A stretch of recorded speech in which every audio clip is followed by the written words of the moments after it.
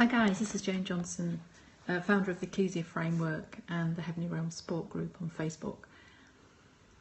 I'm just going to talk to you today around finding a mandate for how you should run your day.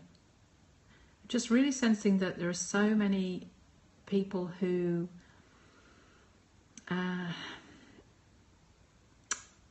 are not moving on. There's a blockage in the flow we've seen in a lot of encounters, and we want to be able to help you know how to see a mandate. And this is what I discerned was there was a huge lack of understanding around that.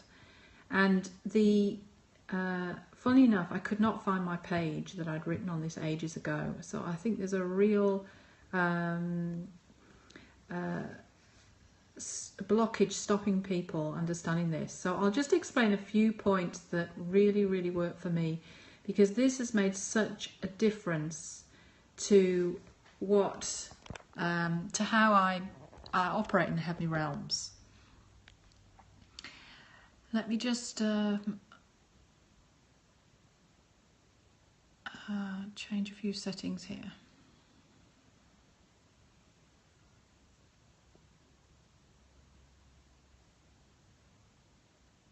Yes, so really the first point I want to say is what comes out of my spirit first thing in the morning. When I go to sleep at night, I ask to engage the night watch, and I ask my spirit to continue to be active in the heavenly realms. So it's a productive time when you're sleeping. So I wake up in the morning, and often something will be absolutely burning in my spirit that I have to deal with, either in the courts or in heaven in whatever way. It's just there, it's in my head, and I think that's because of the engagement in the night watch, that it comes out that way. The second thing I do is I open my first love gate, and I try and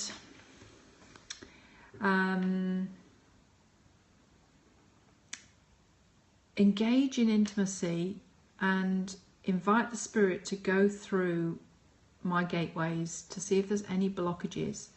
And I can sense the moment I open the first love gate, is there a flow? I think of some of the names of the gateways that we know, and things like the faith, hope and revelation are big ones to me.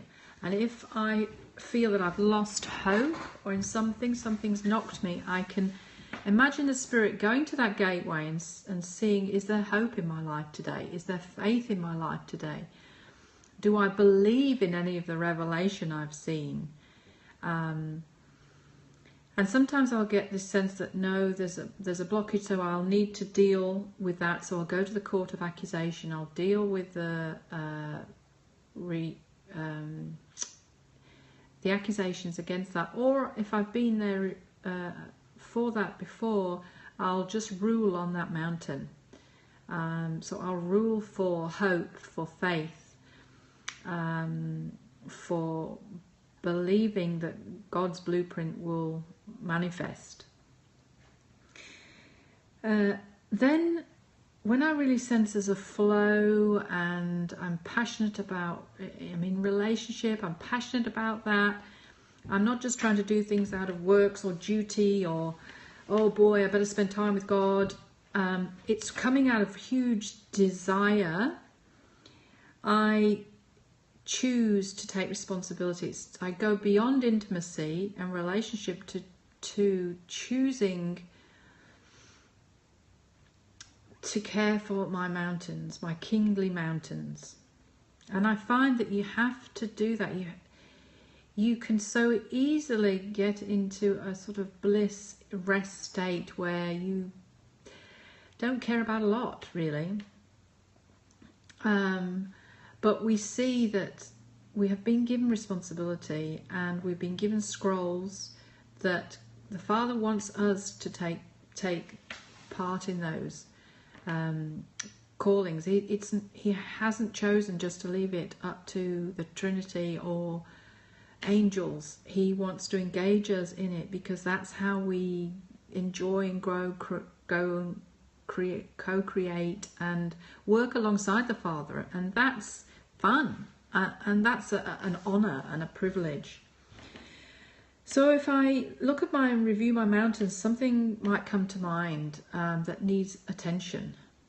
I find my spirit will just go as I think about a few names of my mountains, either personal or kingly, and then I sense no, there's more needs doing. So I really just discern and ask what needs doing. It might be reinforcing a verdict, so ruling on that and just claiming what we've seen as the heavenly blueprint, or it may be around going back, dealing with accusations in the court of accusation, or presenting a case. Then I would ask, where do I take that case to? How big an issue is it? If it's very big, I might go to the court of 70 or the council of the Lord. If it's smaller, maybe a local issue, I might go to present to the Chancellor's Court or the Court of Fathers if it's around a fathering issue. Court of Judges is sort of in the middle, really. I present there when I see it's fairly big, but not a global issue. So the other issue we find is that as we move around the ages, we can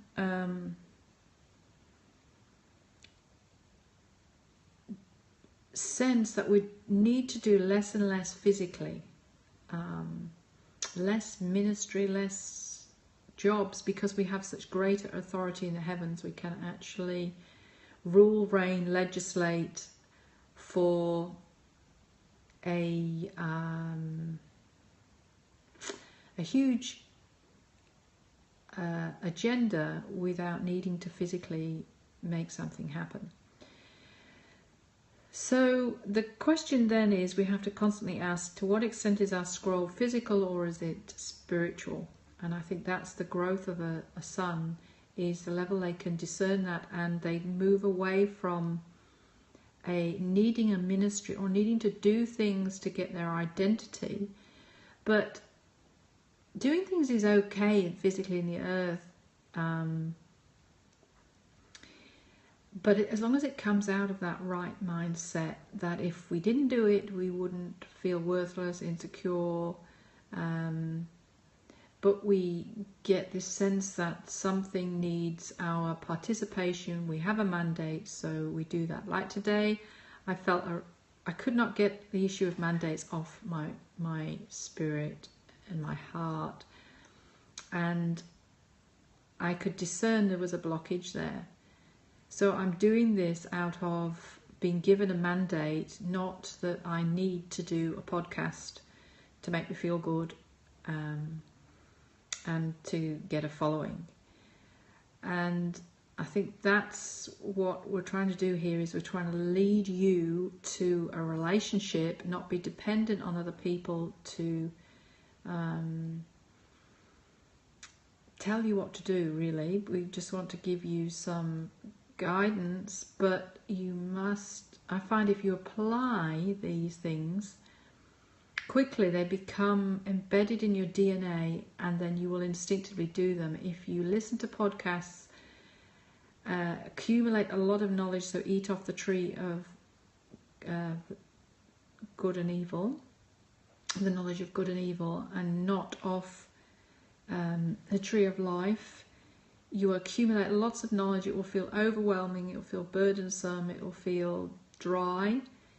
But if you apply it, you see the life coming out of it, because you feel for these issues and you want to deal with something. and you want to play your part as a king and as a chancellor, and that's just amazing. I've personally found it so amazing, and that's why mandates can sound really dry and really almost a to-do list, but alternative, you eat off the tree of life, they can actually be life to actually have dominion as a son of God and know how to manifest as a son of God, doing something that's really you're passionate about. So great to see you guys, and I'll do a few more periscopes if you look out for them. We have lots of free pages, lots of encounters, lots of chat groups that you can build community, and you can work through the pages bit by bit, applying it in the heavenly realms, building yourself up to the bigger picture. Even reading some of the pages in one go can help, because it helps you see the big picture and how far you've got to go, and realizing that if you let go of a lot of old principles of needing to biblically study every element, but going to heaven and ask heaven to show you these principles, you'll see the light and the life in it, and you'll get that hunger to keep moving. And we're just seeing about people not taking camp in one small revelation, or even suddenly learning one thing and then building a ministry around that one small element and not moving themselves forward.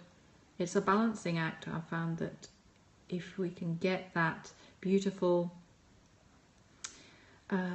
balance between helping, giving out, giving everything that we've received, we give out, but equally we keep seeking, what is our mandate today? Where am I being led? Growing it, so you're growing yourself, and you're not just building a ministry. Okay, I'll speak to you soon. Bye.